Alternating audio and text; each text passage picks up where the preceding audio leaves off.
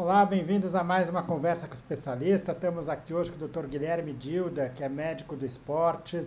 Dr. Guilherme Dilda, foi médico da Sociedade Esportiva Palmeiras de 2015 a 2022, foi coordenador médico do Santos Futebol Clube de 2022 a 23 e desde 2023 coordenador médico das categorias de base do Palmeiras, né? Então, tem bastante experiência aí com o esporte, com futebol de base em alto rendimento, né? A ideia com você, Dilda, é discutir a respeito do acompanhamento médico de atletas na base do futebol. Legal, João. Obrigado pelo convite mais uma vez. Mais um tema extremamente relevante, pertinente. Estou aqui à disposição para a gente bater esse papo. Então, vamos lá. Bom, primeiro que esse é um tema bastante desafiador e complexo, até do ponto de vista, né? Porque ah, existem muitas opiniões diferentes quando você pega meio médico, meio do esporte propriamente dito, né? E a gente vai ver posições muito radicais de uma forma ou de outra de tratamento, às vezes com gente que não tem tanto esse convívio com o esporte, né? Ou com quem não tem o convívio com o lado, vamos dizer, clínico do problema, né? Então, assim, só para situar um pouco o porquê dessa discussão, né?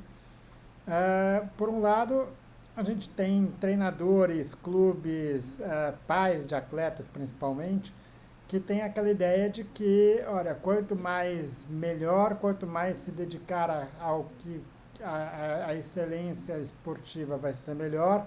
Então, que se você, mesmo que a chance seja pequena, se você quiser ser o Neymar, se quiser ser o Messi, você vai ter que jogar futebol 5 dias por semana, se dedicar com tudo que tem possível para poder chegar nessa excelência, né? E aí, no meio médico, a gente ouve muita crítica a esse tipo de comportamento. E o principal, existem alguns motivos para isso, né? Mas pensando até mesmo no sentido de desempenho e rendimento, a grande crítica que existe para isso é de que as habilidades elas funcionam quase como um funil. Então você vai desenvolvendo uma série de habilidades que vão ser todas importantes para o futebol, mas que aos poucos você vai indo para habilidades que são mais específicas e mais direcionadas.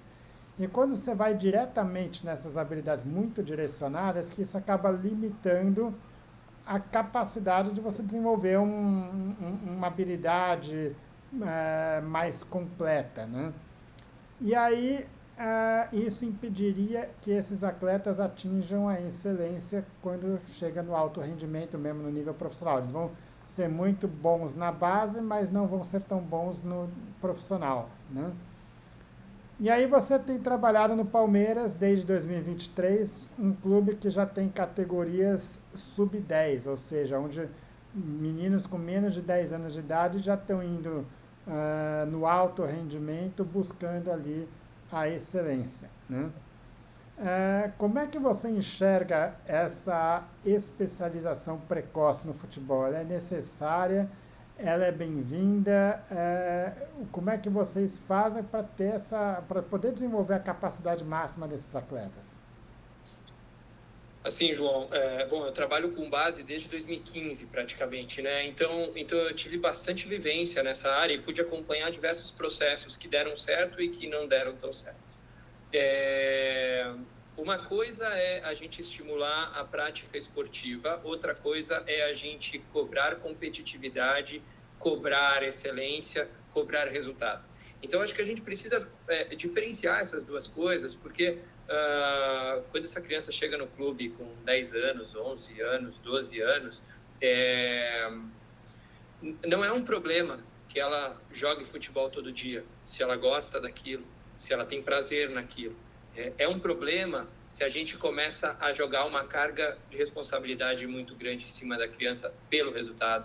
Se a gente começa a ter elementos de trabalho dentro do treino que não estão adequados para aquela idade, seja num treino de força, treino físico, seja num treino de campo, né?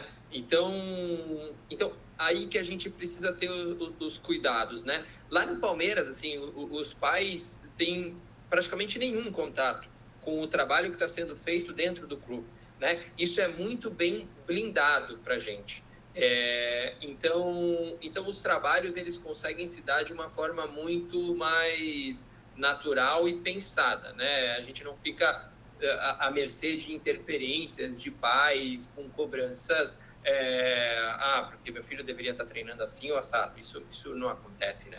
Mas sim, a gente precisa ter esse cuidado de o que deve ser estimulado em cada fase. Obviamente, se na fase de desenvolvimento físico e de aprendizado de repertório motor, 5, 6, 7, 8, 9, 10 anos, essa idade é uma fase onde, quanto mais a criança conseguir experimentar diferentes esportes, diferentes modalidades, diferentes capacidades físicas, maior talvez vai ser o arsenal para ela ter um desenvolvimento de excelência lá na frente.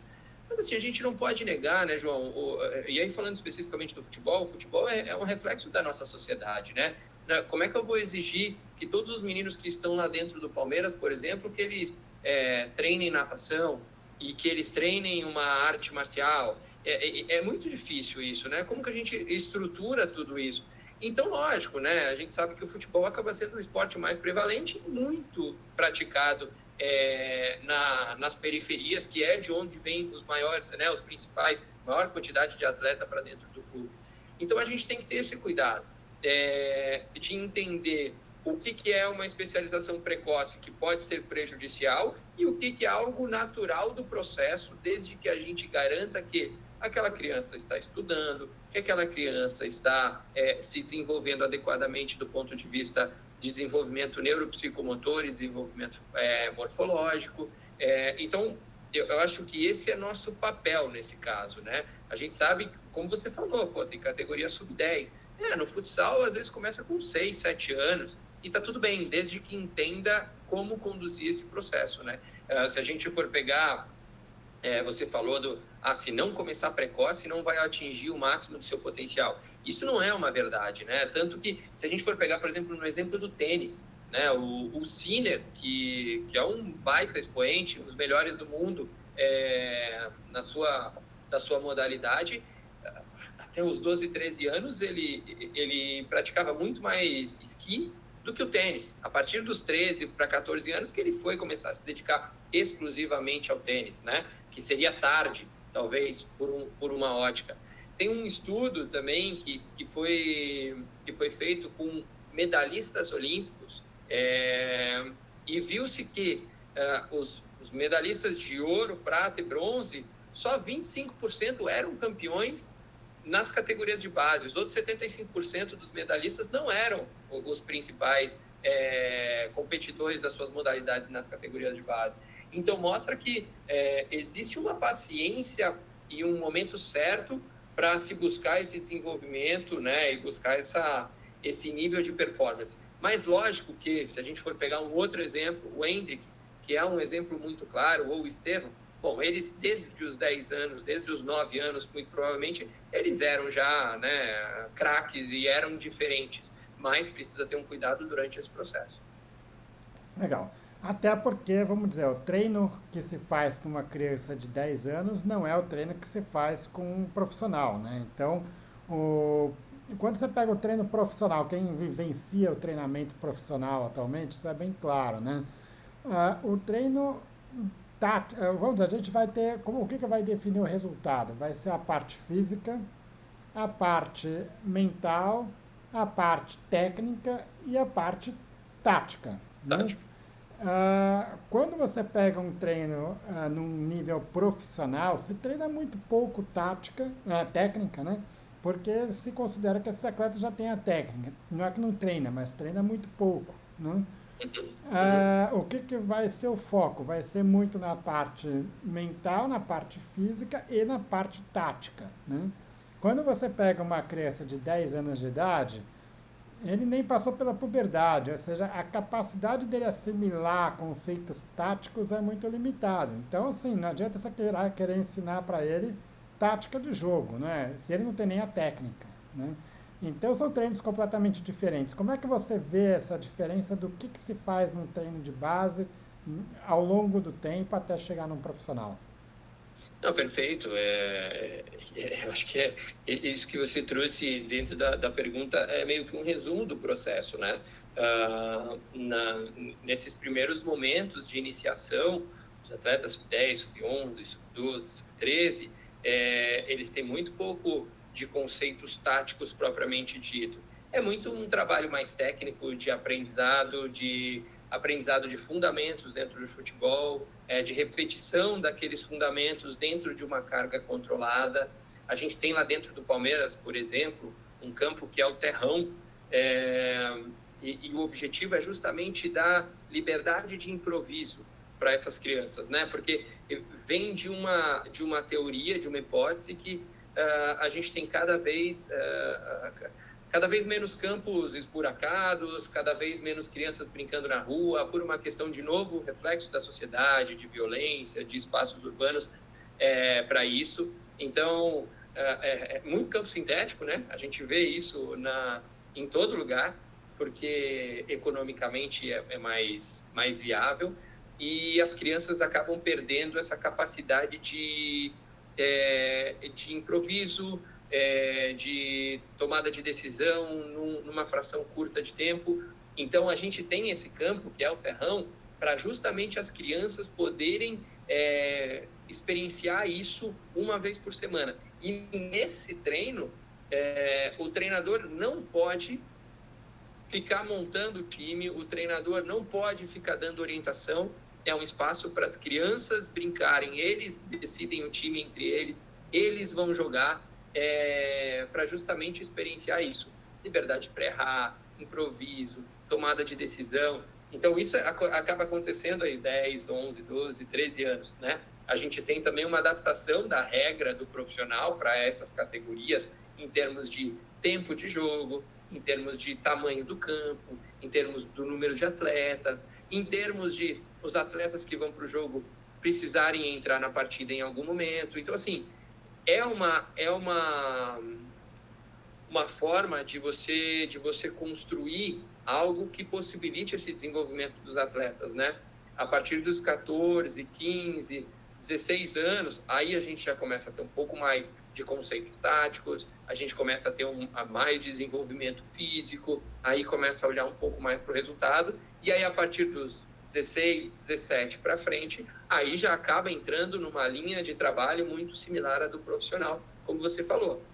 Vai ter fundamentos técnicos ainda nessas categorias, mas menos do que era nas categorias mais novas, para que ele chegue no profissional, e aí no profissional seja só refinado esse processo de ganho técnico, né? Ele vai ganhar praticando, mas não vai ter um trabalho totalmente específico para isso, vai ter muito mais trabalho tático, trabalhos físicos e recuperação mental. Legal. E isso que você falou da questão de permitir errar, né, é um fator que é muito importante, né? O Brasil, ele é conhecido como o país do futebol, né? E isso muito pela genialidade, pela criatividade dos jogadores que saem daqui. Aí não precisa nem ficar falando nome, a gente vai de Pelé e Garrincha até Neymar e Ronaldinho Gaúcho, né? Que são jogadores que... A questão não é estar no melhor do mundo, mas a questão é de inventar coisas e soluções para coisas que ninguém imaginava, né? E isso vem muito da rua, né? Porque na rua eles têm que inventar, eles têm que se descobrir, não tem ninguém ali falando o que ele tem para fazer. E por outro lado tem a vantagem que ele pode errar, né? Ninguém vai ficar criticando ele porque errou, ou vai criticar, vai dar um tapa na cara ali e vai sair rindo, né?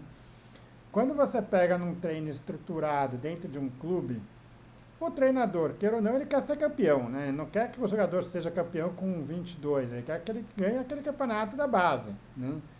E aí ele vai fazer o quê? E aí isso vai desde a base até a profissional. O que importa? Quer dizer, é a segurança. O jogador, ele não pode... o jogo define muito mais pelo erro do que pelo acerto, né? Então, bom, não vamos deixar fazer coisa que não sabe fazer. E aí você não tiraria essa criatividade, tirando esse jogador da rua e pondo no clube, você não tiraria essa criatividade desses jovens?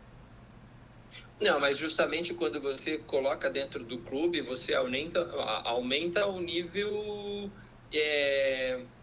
de oponência que aquelas crianças estão praticando, né? Então, quando você coloca dentro do clube, você consegue formar um grupo mais qualificado tecnicamente, e isso vai ajudar no processo de desenvolvimento daquele atleta. Talvez se você deixar ele só na rua e ele for um expoente, talvez ele é um expoente em algum momento, mas está praticando com outros meninos que não têm uma qualidade técnica tão boa, e isso impede talvez o desenvolvimento e o crescimento dele, né? É aquele negócio, com quem você está se nivelando. Né? Então, quando a gente leva para dentro do clube, a gente nivela alto, porque, logicamente, falando de nível de Palmeiras, são atletas que são atletas muito bem vistos, né? Do ponto de vista de desenvolvimento técnico.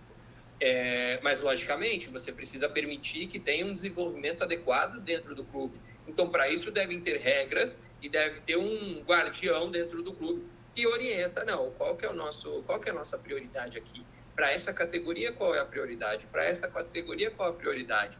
Né? E aí, por exemplo, no Palmeiras, o coordenador hoje é o João Paulo Sampaio, e ele deixa muito claro, não, aqui a gente quer desenvolver atletas. Lógico, vai ganhar em função do trabalho, vai ganhar como consequência do trabalho, mas principalmente nessas categorias menores, o que a gente quer é que os atletas se desenvolvam.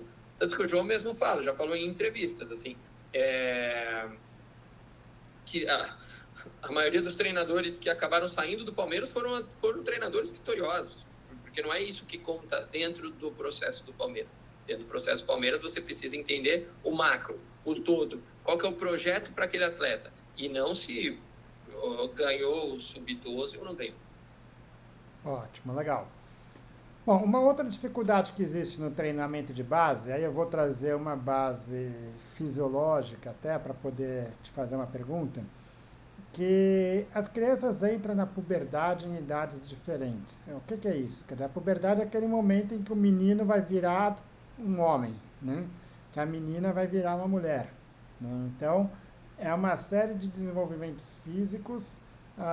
Então, a pessoa ganha altura, mas ganha massa muscular, ganha potência, ganha velocidade, ganha força, né? E até o desenvolvimento mental, intelectual muda muito nessa idade, né? Só que isso acontece em pessoas com idades diferentes. Então, você pode ter um menino de 13 anos que parece adulto, você pode ter um menino de 14 que parece criança, né?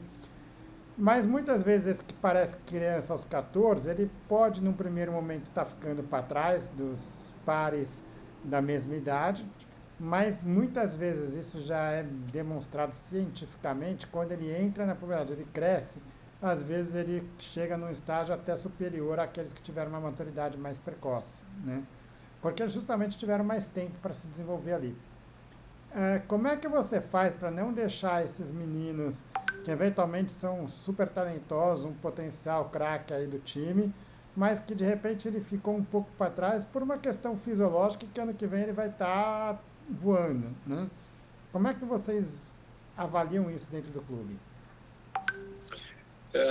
Primeiro a gente precisa partir do ponto que já existe um viés de seleção dentro do esporte, né? Se a gente for pegar todos os jogadores de base e a gente for enfileirar dentro do ano de nascimento dele, quantos são de janeiro, quantos são de fevereiro, quantos são de março e assim sucessivamente, a gente vai ver que tem muito mais no primeiro terço do ano, atletas nascidos no primeiro terço do ano, do que atletas nascidos no último terço do ano, e isso consequência desse processo que você está falando.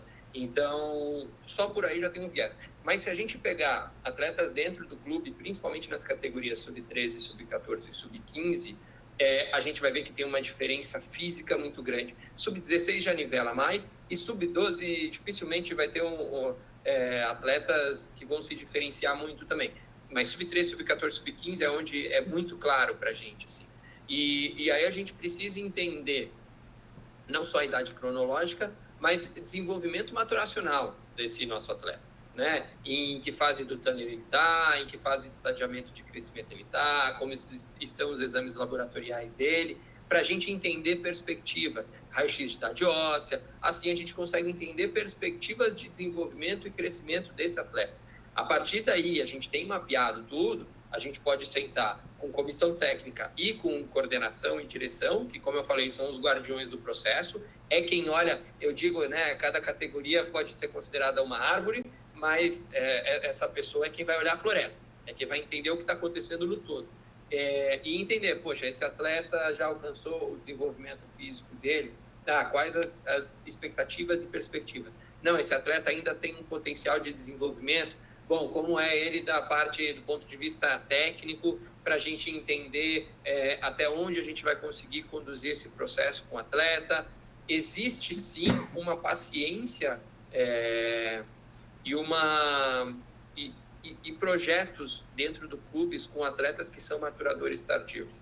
Até porque, como você falou, isso tem né, estabelecido na ciência que aqueles maturadores tardios, se eles resistem ao processo, se eles não caem no meio do processo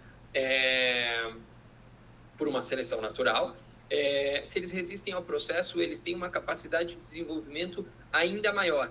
Não só pela questão física, por ter mais tempo para desenvolvimento físico, mas principalmente porque esses atletas que são maturadores tardios, né, quando eles estão aí no sub-14 e competem com atletas que já maturaram, que fisicamente são mais fortes, no físico eles não vão conseguir ganhar. Então, o que eles fazem?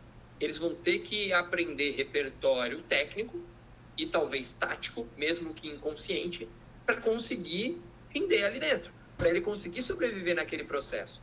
Então, ele consegue se desenvolver muito mais tecnicamente do que um atleta, talvez, que seja o atleta mais forte da categoria, que no físico ele consegue ganhar. Então, ele não precisa tanto de desenvolvimento técnico nessa fase.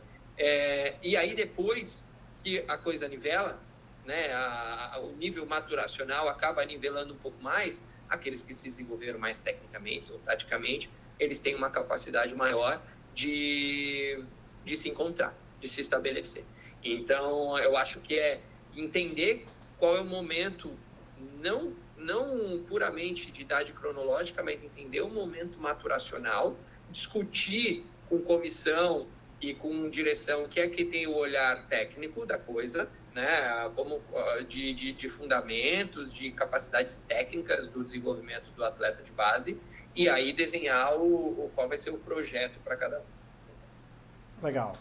Bom, eu já trabalhei bastante tempo com a CBF, você já teve em convocação também lá com a CBF, e é impressionante quando você vê uma categoria sub-15 que tem a aparência de sub-20, né? Todos os meninos parecem adultos ali, né?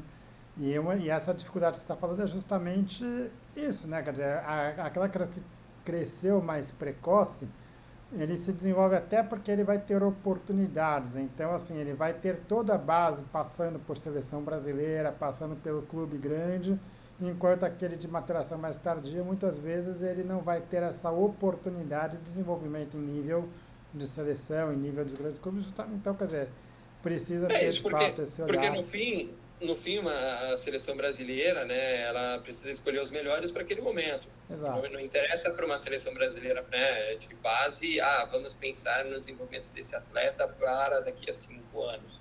Né? Isso é função do clube. Exato. Agora, essa fase de maturação, ela é um momento que não é só maturação física, né? Muito maturação, tá tendo uma mudança hormonal muito grande no corpo desses meninos ou das meninas, e isso leva a uma oscilação da parte emocional muito grande, né? E até que lembrar que esses meninos, eles têm um compromisso no futebol e ao mesmo tempo eles têm que desempenhar na escola, eles estão se desenvolvendo fisicamente, estão começando a querer namorar, estão começando a ter outros interesses na vida.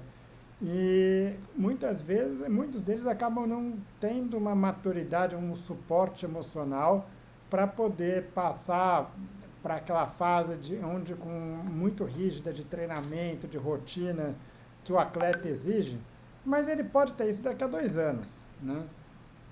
Como é que vocês veem isso para eventualmente não colocar uma carga de que, olha, você tem que ser um atleta desde os 14 anos para ser o melhor, aquele atleta que eventualmente não está lidando bem com essa pressão, até tendo um burnout aí, mas que eventualmente pode ser que ele não tivesse isso daqui a 2 anos, né?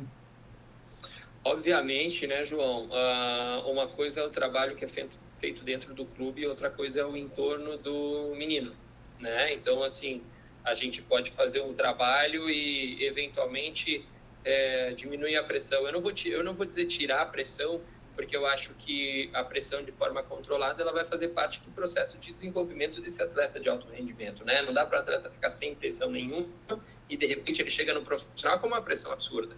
Então, assim, para ele conseguir desempenhar no profissional, que é uma pressão realmente absurda, né? Milhões de torcedores, imprensa, é uma exposição muito grande, ele vai ter que passar por esse processo. Então, esse processo precisa ter, de certa forma, pressão.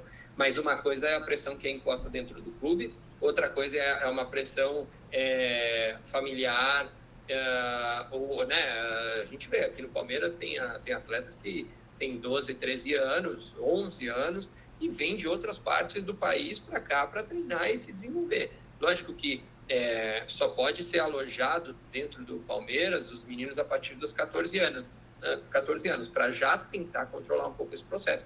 Mas acaba acontecendo de atletas virem para São Paulo, por exemplo, para treinar no Palmeiras, sendo, sei, da região norte, da região centro-oeste, enfim.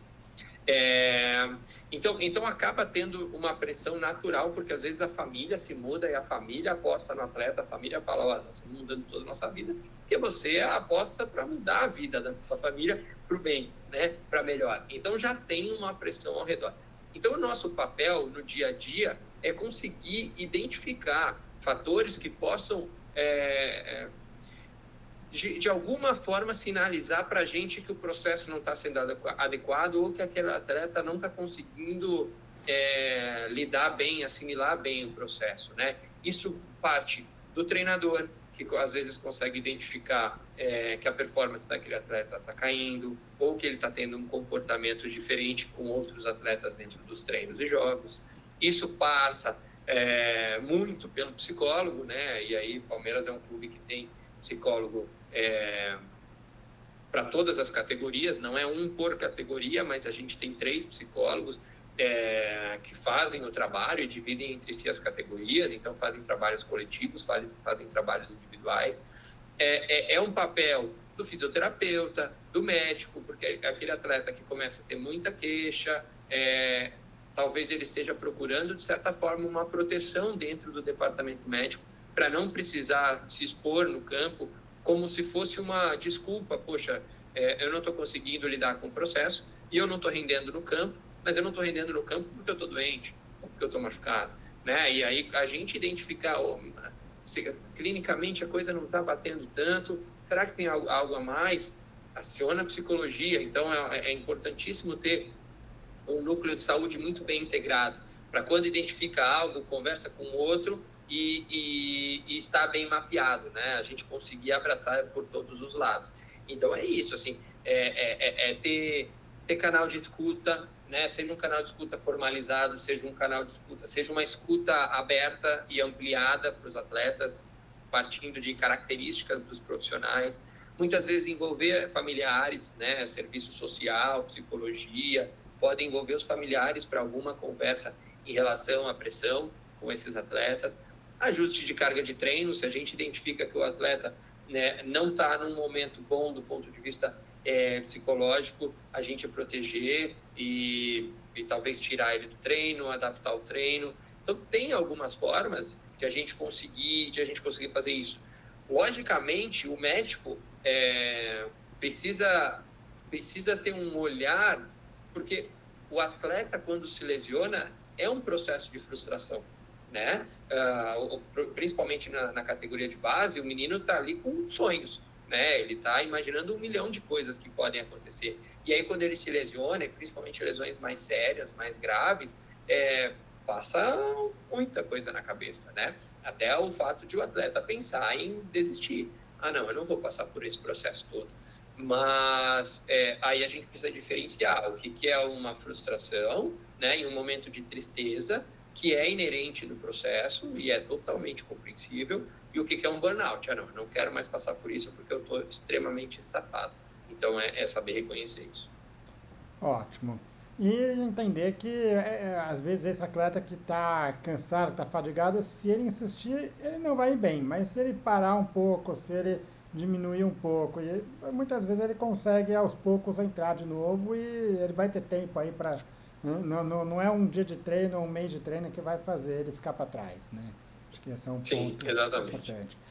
Agora, você já levantou aí também um outro ponto importante no começo dessa discussão, e agora novamente, sobre o papel da família, né? A gente teve agora há pouco o Congresso Brasileiro de Medicina do Esporte, inclusive teve uma palestra aí com o Dr. Aziz, né, que é médico da base do Fluminense, mostrando o pai de um jogador que começou a usar uma escada para poder assistir do outro lado do muro, porque ele não tinha, como você falou, do mesmo jeito, eles também não têm direito a acompanhar o que está acontecendo ali dentro, e ele descobriu uma forma de ganhar dinheiro levando escadas ali para ir alugando para os outros pais poderem assistir o treino do outro lado do muro do estádio, né? E de fato, assim, tem muitos pais que infelizmente se comportam mais, às vezes, mais como empresário do que como pai, né? Quer dizer, até em consultório, a gente muitas vezes recebe ah, esses pequenos jovens atletas aí com o pai, já chegam falando que é a próxima promessa do futebol, que é um craque, que é tudo isso, e colocando uma pressão enorme, não só do ponto de vista de glórias, mas inclusive de responsabilidade, porque aquela pessoa, ela já foi determinada que vai ser a provedora da família, né, já desde cedo. Se não conseguir fazer isso, é ele que é o culpado pelo problema da família ali, né? E assim, quando não for o caso, daqueles atletas que já estão sendo o provedor, porque agora com rede social, aí, pequenos patrocínios e apoios que eles conseguem, às vezes é o que sustenta a família, né? Como é que vocês veem essa relação dos atletas da base com a família e o que tipo de trabalho que é feito nesse sentido, para minimizar esse efeito, né? Bom, a gente tem que entender nosso papel de médico, né? E como você falou, muitas vezes chega no consultório dizendo que aquele atleta, é o próximo melhor do mundo, né? E o nosso papel é acreditar nisso e não julgar, né? Como médico, a gente não pode julgar essas questões, mas obviamente a gente tem que ter uma responsabilidade, né? Uma ética com relação à saúde daqueles atletas. Então, do nosso ponto de vista, a gente precisa entender até onde esse atleta está indo e o processo está sendo saudável, e a partir do momento em que não está sendo saudável, a gente orientar e indicar, ó, isso não está sendo saudável para o atleta, seja porque ele está se lesionando demais, seja por conta da questão mental, e acionar as áreas competentes para isso, né? Então, o nosso papel acaba sendo esse. Quando tem uma lesão, a gente precisa informar, né, principalmente os pais dos atletas que são menores de idade, porque são os responsáveis legais, muitas vezes, por esses atletas. Então, essa relação, ela precisa acontecer. Mas a gente não pode nunca abrir mão do papel de médico porque o pai está exigindo ou porque aquele menino é talvez o definidor do futuro da família. Ok, precisamos entender, faz parte do nosso papel de médico entender o contexto, entender a lesão do atleta, mas quem é o atleta e o que está em torno do atleta. Mas a gente não pode ser conivente com essas situações. Legal. Ah, É muito comum nessa fase aí de puberdade, de adolescência, as pessoas entendem que, pô, jovem, saudável, aguenta tudo, né? Aguenta pancada, aguenta tudo. Mas, assim, é um período de muito desenvolvimento físico e que muitas vezes esse crescimento, esse desenvolvimento gera desarmonias no sentido físico mesmo, né? Então, é muito comum ter desequilíbrios de força, desequilíbrios de movimento, até erros táticos. É muito comum a gente ver um menino que jogava muito bem, de repente ele cresce, começa a ficar rápido, começa a ficar mais forte, mais potente, mas começa a errar de um jeito que ele não errava antes, né? Tecnicamente ele às vezes até piora, né? E nesse processo de desenvolvimento, muitas vezes vai gerar um desequilíbrio físico que vai gerar sobrecarga, pode gerar lesão, pode gerar dor, né? Então, assim, eu não quero discutir cada lesão específica, né? Mas tem uma dor, por exemplo, muito comum no joelho, que é uma a gente chama de apofisite de Osgood-Schlatter, né? Não vou entrar em detalhe do que é a lesão, mas é uma coisa que acontece nessa fase de crescimento acelerado, em que a pessoa começa a ter uma dor no joelho e que está muito ligada à sobrecarga. Acontece muito em quem faz esportes com muita aceleração, impacto, como o futebol, né? E aí você pega um menino aí de 13, 14 anos com essas dores que eventualmente começa a se tornar recorrente, que isso não vai ser um problema para o futuro, mas que naquele momento está limitando a prática dele, né? Como é que vocês trabalham esse tipo de situação no departamento médico? É, alguns pontos que a gente precisa considerar. Lógico, esse atleta que está no estirão de crescimento, que está nesse momento de desenvolvimento físico, sim, é bem estabelecido que ele vai ter uma certa dificuldade na execução de movimento, biomecânica, propriocepção, porque justamente o corpo dele está mudando muito rápido e ele precisa de tempo para assimilar isso, né? Mas a partir do momento que o atleta tem uma apofisite, que tem uma lesão própria dessa fase de crescimento, eu acho que o primeiro passo é educar tanto o atleta, quanto comissão técnica, quanto família, em relação àquela lesão, do porquê que ela está acontecendo, por que está acontecendo nessa fase, o que é aquela lesão, e, de certa forma, tranquilizar, que dificilmente isso vai deixar alguma sequela para a carreira e para o futuro do atleta.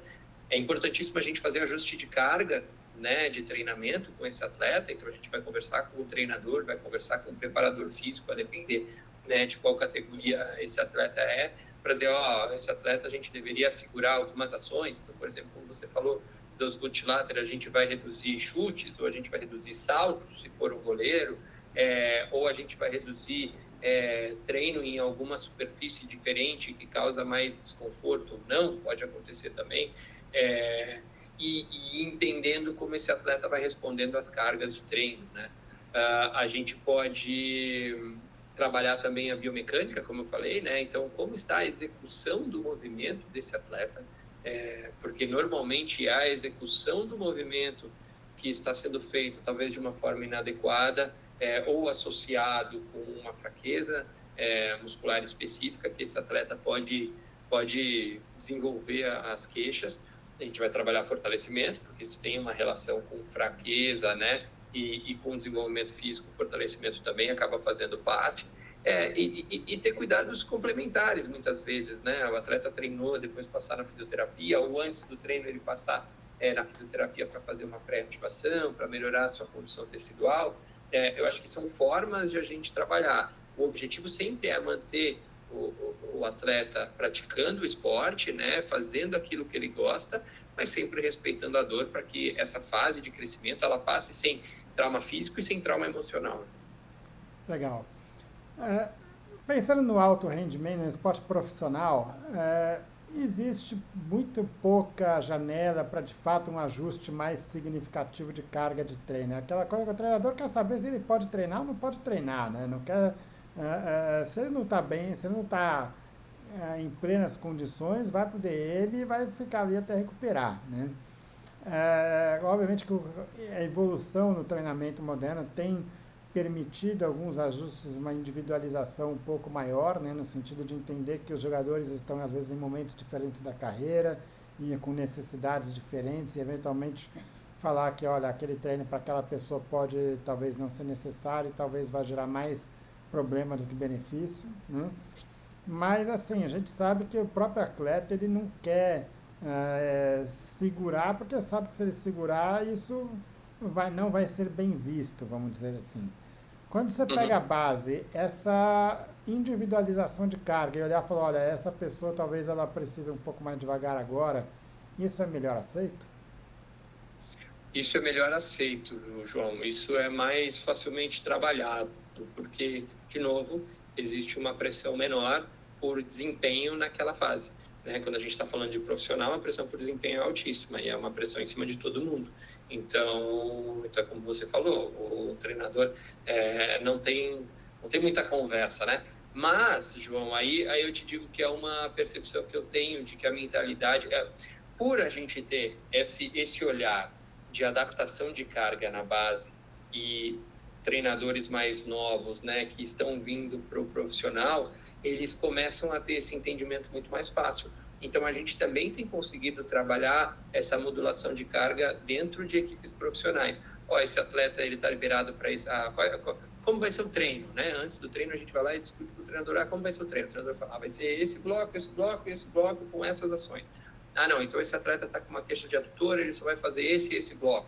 Esse atleta teve um entorse de tornozelo, nós vamos preservar, vamos quantificar, vamos limitar o tempo dele em campo. Não, esse atleta, se para hoje não vai mudar tanto, ele está em campo, então vamos preservar e deixar ele só de trabalho interno. Então, eu diria que a gente tem conseguido discutir bem, a nível profissional também, essa questão de modulação de carga, individualização de carga, e acho que é isso que tem trazido tão bons resultados dentro, pelo menos, dos processos em quais eu estive inserido. Assim, o Palmeiras, com o número de lesões baixas, né, ano após ano, e justamente porque a comissão técnica consegue entender melhor esse processo de adaptação e individualização.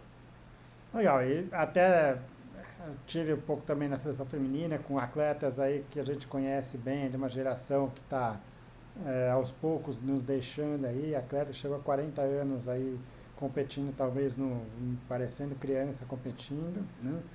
Mas que, obviamente, quer dizer, quando você pega uma atleta dessa, entende que a necessidade dela é diferente de 20 anos, né? Que talvez ela não precise treinar certas coisas, precise treinar outras, talvez justifique você ter atualmente atletas chegando, mas mesmo com uma exigência física maior no esporte, alguns atletas que conseguem se manter competitivos até uma idade mais avançada, né? Acho que justificaria isso. Perfeito, justifica. Mais um ponto que eu queria chamar a atenção, a parte nutricional desses atletas, né?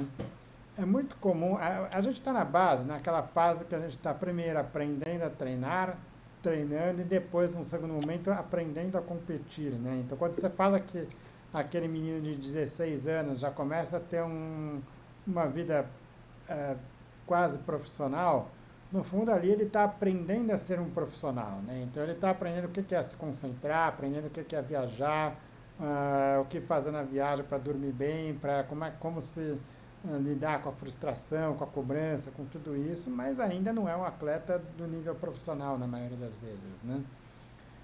Só que muitas vezes você pega esses atletas ainda na base e eles já chegam assim com um caminhão de suplementos ali, né? Isso é um problema que vem saindo da educação física, da medicina, da fisiologia, de que muitas vezes o atleta de alto rendimento, para ser de alto rendimento, ele precisa estar cheio de suplemento. E quando a gente vai ver, no fundo, esses suplementos eles são até mais importantes para aqueles atletas amadores que vão sair de um treino e vão para o trabalho do que para o atleta profissional que tem condições de ter uma alimentação mais regrada, né? Mas o fato é que muitos desses atletas estão cheios de suplemento e não sabem comer e não comem direito, né?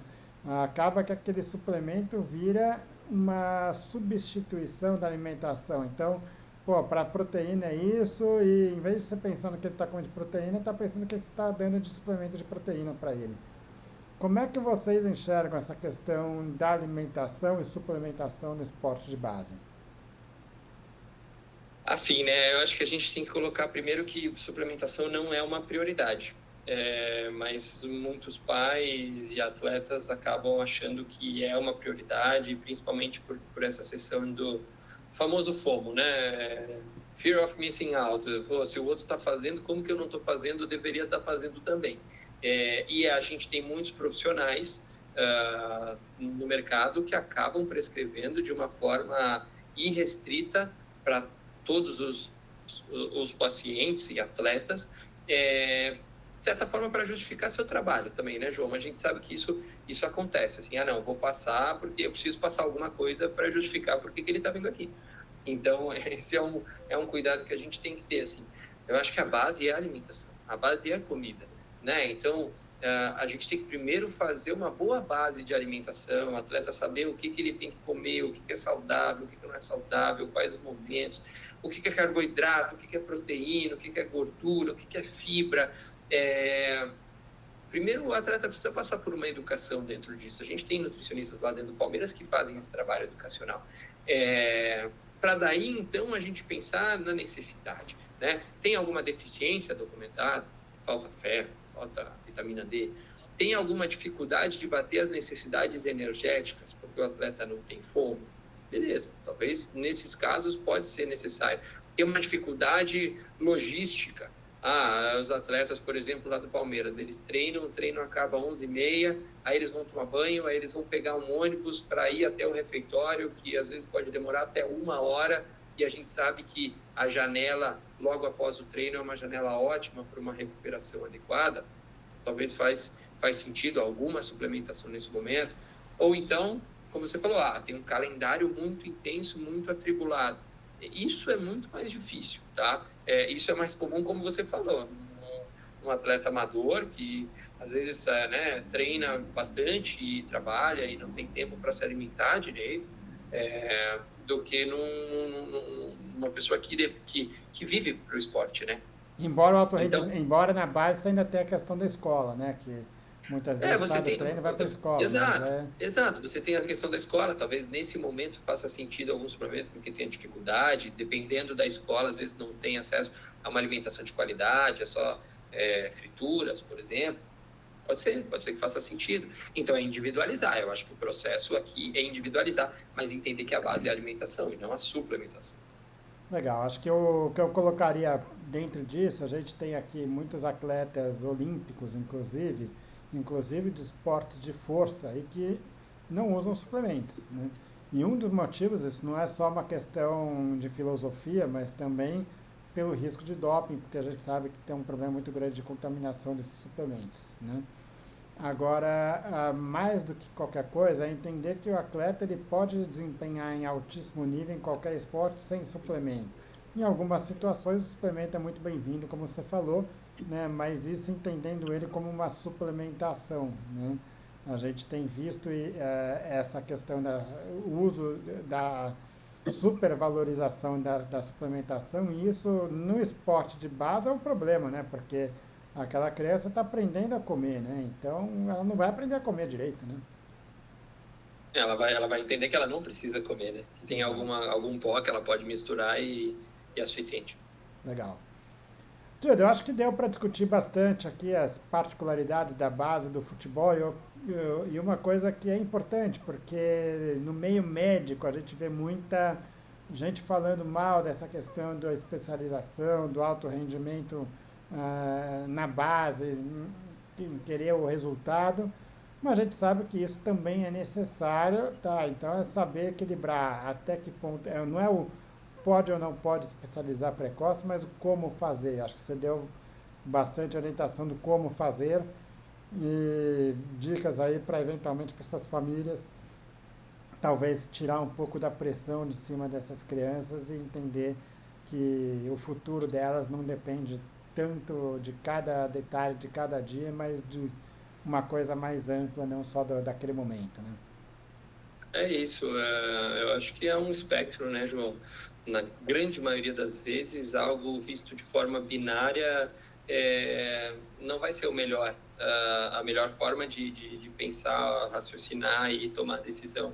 Eu acho que são tons de cinza que a gente precisa entender e saber. Eu acho que quando você tem alguém que vem muito do meio acadêmico, ela vai ter uma perspectiva, um olhar. Quando você pega alguém que está só no meio do alto rendimento, também vai ter outro olhar, e a gente entender como a gente pode pegar todas essas informações e decidir o melhor para cada pessoa de forma conjunta, né? É difícil o profissional tomar a decisão, não, isso é o melhor para você. Eu acho que cada vez mais a medicina vem caminhando para isso, numa forma de decisão conjunta. O papel do médico, do profissional de saúde é instruir, é colocar o que a gente tem de disposição hoje na ciência para tomar a melhor decisão, né? Eu acho que isso é o melhor a ser feito e talvez é o que dá mais segurança e respaldo para que o processo seja bem estabelecido e que lá na frente ele consiga alcançar o resultado que ele sonha. Legal, Dilda. Queria te agradecer mais uma vez o seu tempo aqui e contar com você aqui em outras discussões. Boa, obrigado pelo convite mais uma vez e sempre que for necessário eu estou aqui à disposição. Obrigado mais uma vez.